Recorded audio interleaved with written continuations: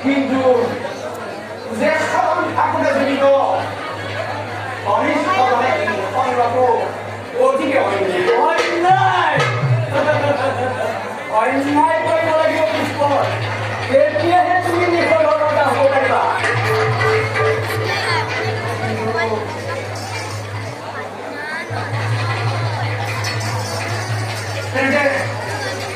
ইয়াৰ উপায়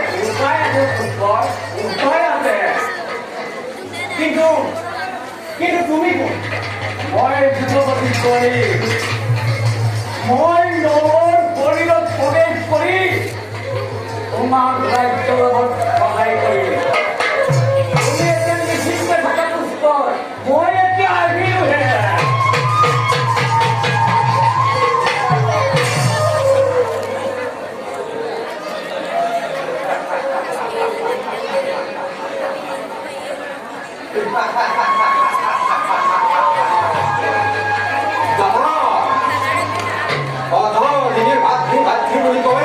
তুমি নিজেই ৰাজভোগ কৰিছা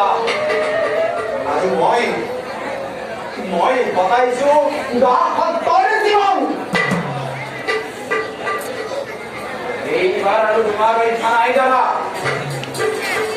চলে ঘৰে দিন নকৰো তোমাৰ পৰা ৰাজ্যখন